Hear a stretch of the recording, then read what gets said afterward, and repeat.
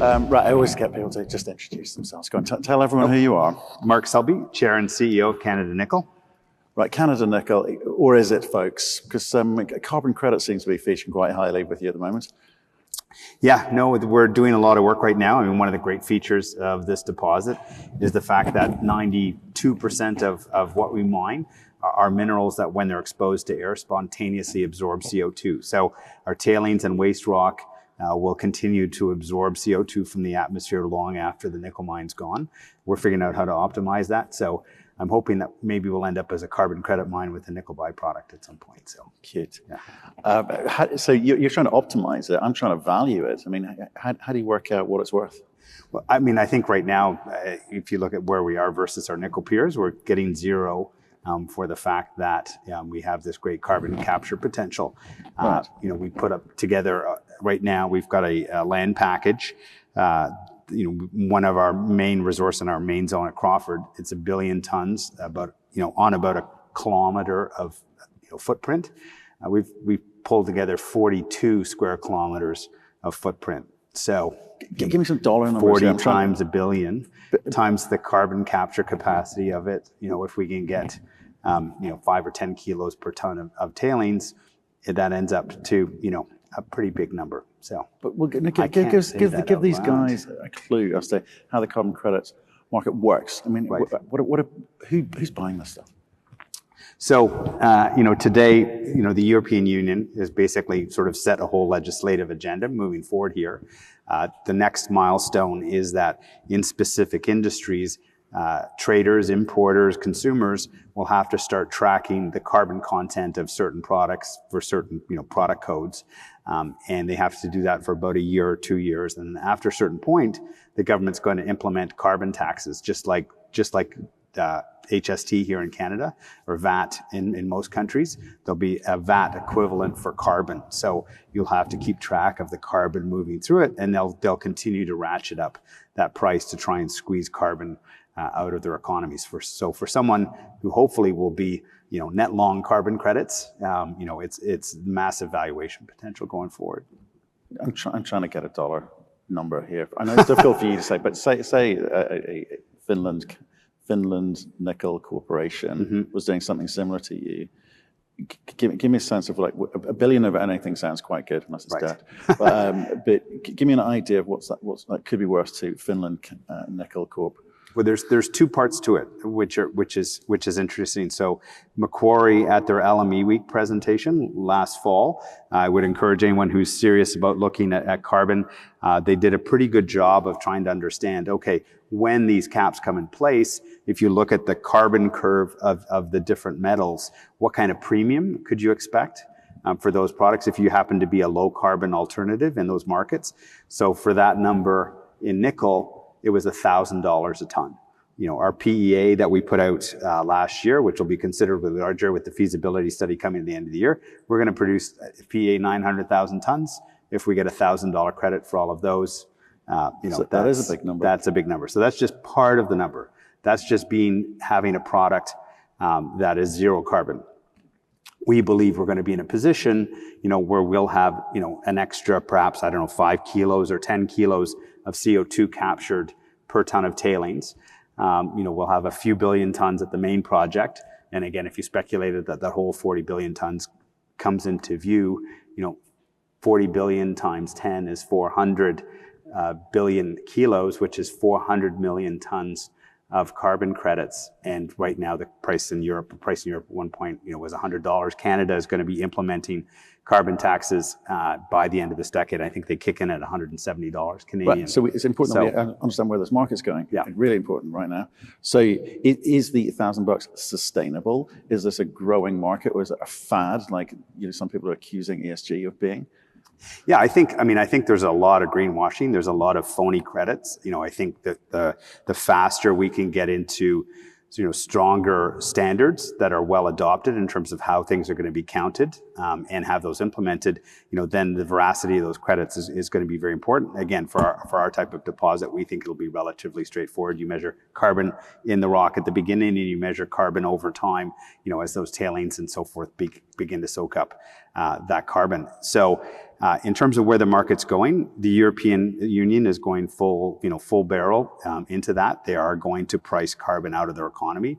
That's their intent. I think you're going to see that in other major economies.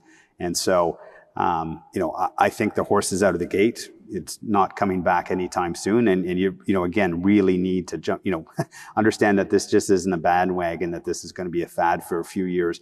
You either need to design your business to succeed, or you're going to get trampled. Okay. And he regulates all of this. He says, actually, Mark, your project totally qualifies. I've got no problem with the fact that your normal run of course of business has this byproduct, and that's fine by us, even though it's going to happen anyway. There's various standards that are emerging, and because we're a little ways from reduction, I don't have the exact. I know there's several standards that are being implemented, and then again, just like a range of other types of auditing. There'll be products that various consulting firms and so forth, and there's a bunch of specialist firms that do that today. That will, they will say you have generated X thousand carbon credits this year based on standard A or standard B or standard C or all three standards. That somebody will say, okay, yes, those are then become tradable credits. Right, and without sounding too glib about this one, you could not sell nickel and be reasonably successful based on some of the numbers you've given me, but you can't do that. No. But no. You could. The world needs a lot of nickel. Based on my trip to Korea last week, more than people think. That's my segue to, let's talk nickel, because things are important. So the carbon credits thing, that's a kind of big wow moment. Let me finish off with that one, which is, because you're a mining company, do you have to set up or create some kind of intermediary distribution or sales function? Do you imagine it being part of your company, separate from your company? Or would you just sell it in one big lump sum to someone else to carve up? Yeah, no, I think, the analogy to use, if we get to be a carbon credit mine with a nickel byproduct, then, the values flip. But, let's just say carbon credits are going to be byproduct for a while. Just like a mining company that can look to create a royalty or create streams on that carbon credit flow, there's a number of ways to monetize it. Again, for us being potentially one of the sort of first new carbon capture things to market, we'll want to hold on to as much of that value, and then be able to sort of bring it to the market as the market matures, as the market evolves, and make sure that we get fully valued over time, so that we don't cash it in up front, and but realize we left 92% of the value on the table. But as a mechanism, as a pre-sales mechanism or pre-purchase mechanism, but this could fund the work that you need to do to take it to the point which I expect you're going to be selling your nickel project. That's the expectation from the market. And I think that's a reasonable expectation. But should you want to go further? Oh, I think, again, when you kind of do the math that we're talking about, the value of those carbon streams going forward. And again, those, there's a lot of pickup initially, but they'll still be continue to pick up for a very long time. I'm not quite sure what time frame you'll be able to get a stream to, but no, I think in terms of the equity portion of our capital cost, if we can get to the point where, we get a substantial, or if not all of that from the carbon streams, that would be a, hit it out of the park kind of scenario. So, and you can choose to reward your shareholders. Yes, should you choose? Of which I am a substantial one. So. Yeah, you are. Yeah. Okay, let's go on to nickel, because Canada Nickel Corporation. You've been obviously. I think, what do you know? Fifth largest. Are we going with? Yeah, we would be the fifth. Yeah, we're the fifth largest resource now globally, fifth or sixth. Globally, we're fifth. Not Canada. Yeah, globally. Yeah, and if we were fully ramped up today, we'd be the fifth largest nickel sulfide operation globally today. Okay, and that's important with low grade, which is what you are. Yeah. Low grade nickel projects. You took a lot of stick initially, because I guess low grade anything people rail against. So has that stopped, or does people still wonder about low grade? No, I think with the big pivot that's happened in the last 12 months, somewhere in that time frame, the automobile and EV, the EV industry, the supply chain that supplies the automobile companies, kind of woke up to the fact that, given their plans to make X million cars and make X gigawatts worth of batteries, we're talking about having to, increase supply in North America, just for North America, by a factor of 2, 3, even 4x, where we are today, by the end of this decade, by early part of the next decade. This isn't, we need to go 3 or 4x by 2050. This is 3 or 4x by, 2030 something. Okay. And the other thing that people worry about in your case is the fact that this is possibly a $1 billion or $2 billion CapEx project. Yeah. But that's not really your problem, is it? Oh, no, not at all. And the other part too, when you look at the amount of, to me, that's always been one of the great disconnects so far in the story is, the auto companies in North America have spent tens of billions of dollars retooling their automobile plants, again, for cars that they hope to sell at some point in the future, but, they're kind of counting on it given the level of capital investment. They've now done a pile of joint venture deals with a bunch of, because it is Asian, Korean, Japanese companies that are the precursor makers outside of China. They're spending tens of billions of dollars to build the battery capacity to supply those car makers. What we haven't seen, are the tens of billions of dollars going into the capital investment to supply the raw materials that these plants need. So, again, in this realm of tens of billions of dollars, $1 billion is rounding error. Right. Okay. Right, but the point is, you're not the guy that needs to come up with $1 billion, right? Is that what we're saying? Right. Oh no, there's. Right. I mean. Okay. So, yeah. I just want to be clear with people where you take this project through to. So you have been traveling, a lot of traveling recently. Mm-hmm. You did go to Korea. So you met a bunch of battery manufacturers. You met a lot of OEMs. They say to you, what? We need all the nickel we can find. Tech. Projects like yours are good. Why? The great thing about the large low grade is that they're scalable. You buy more trucks, you buy more milling equipment, you can make more nickel. It's no more complicated than that. And so, we have the chart where we show we're the 5th largest, sulfide operation if we're fully ramped up. And the first comment out of their mouth is, can you make it bigger? And the second comment is, how quickly can you make it bigger? Right. That's their mindset. I don't think investors in North America really understand the scale of what these guys are thinking. Just one other sort of real data point. 5 years ago in my past life, there's one of the Korean battery makers we had a number of dialogues with, and I got to go to their plant. And, if you imagine, a piece of industrial land, that's the size of this room, and you're driving from one corner for about 10 minutes to get into the middle of it, and there's like 2 tables in the middle of that big, in that big room. And they said, oh yeah, in 5 years, we'll have more than quadrupled production. They were using about 8,000 tons of nickel at that time, and this entire industrial park will be filled. So went back 5 years later, and literally they're filling in the last corner of that plant, that land package, with a battery recycling facility to recycle black mass, back into nickel and cobalt. And they said, oh, by the way, we bought a 50% larger land package 10 minutes away, because that's our growth platform just for Korea. So it's it's a whole other speed at which this whole industry is evolving. Yeah, absolutely ramping up.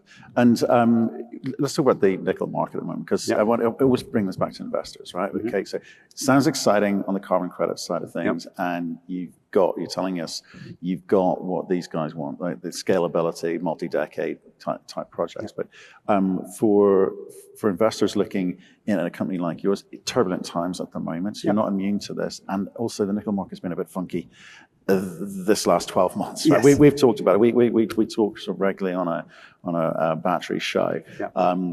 Regularly about what's happening in Indonesia and China, but the LME starred prominently this year as well. I mean, what's the kind of fallout of that been in terms of that erratic pricing, and maybe people's views about whether the LME needs to reform?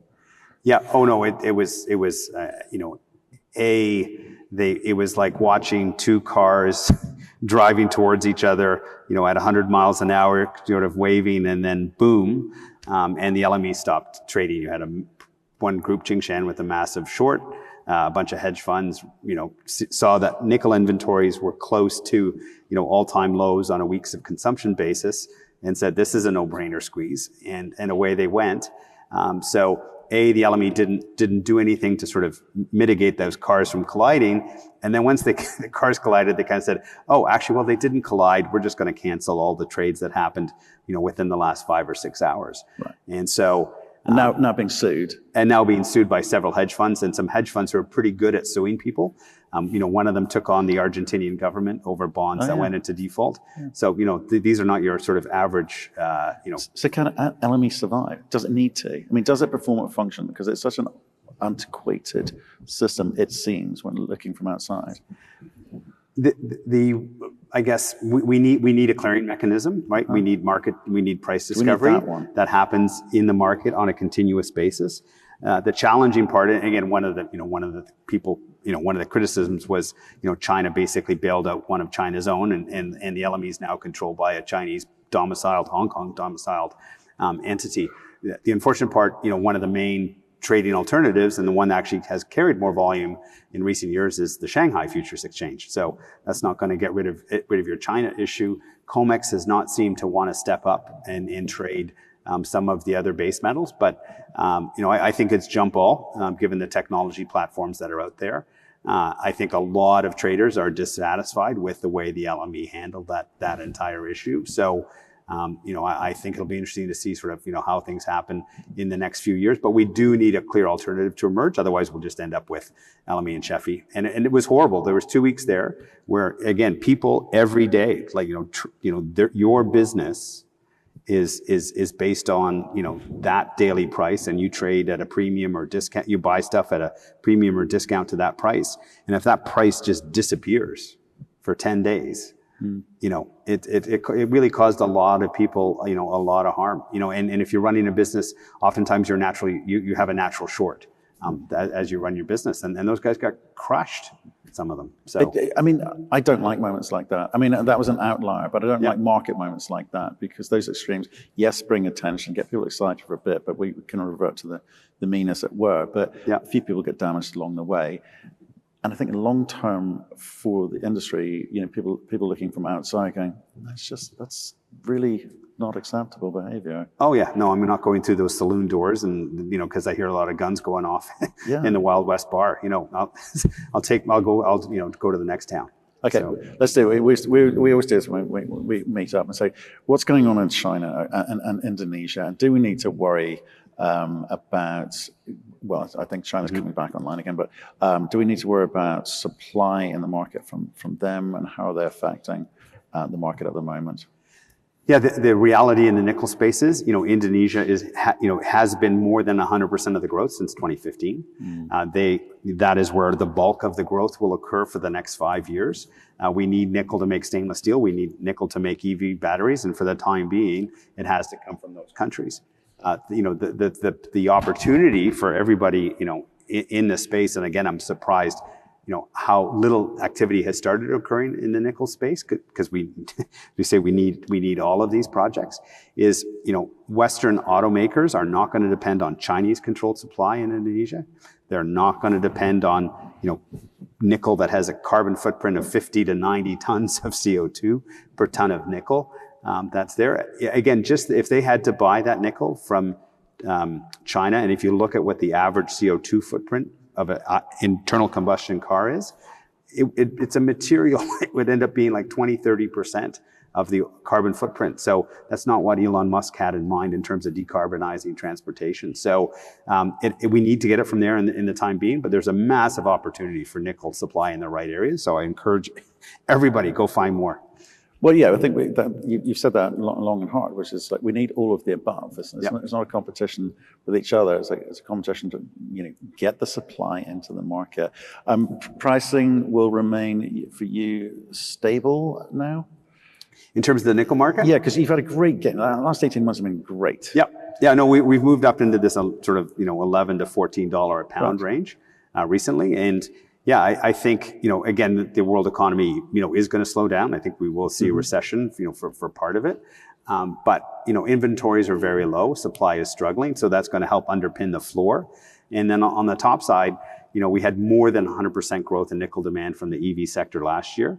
As long as there's enough semiconductors to make the cars, We should, by the end of this year, I think we'll see those kind of growth ramp back up to those growth rates again, and we'll see 3 or 4 years of those kind of growth rates. So I think your downside's relatively limited from these levels, and who knows where the upside's going to go. That's the exciting part about these nickel super cycles. Okay, and so I haven't talked about all the drilling that you're doing in terms of continuing to expand the resource, and I haven't given you a chance to talk about that maybe another time. But what would you say to people looking at Canada Nickel Carbon Credits Corp?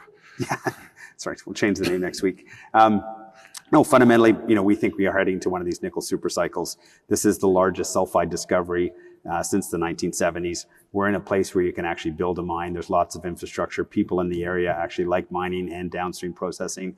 And, we've got these magic rocks that spontaneously absorb CO2, to be one of the, hopefully one of the real net zero nickel producers globally. Good man. Good to see you. Right. Thank you, sir. Cheers. Bye. Good as always.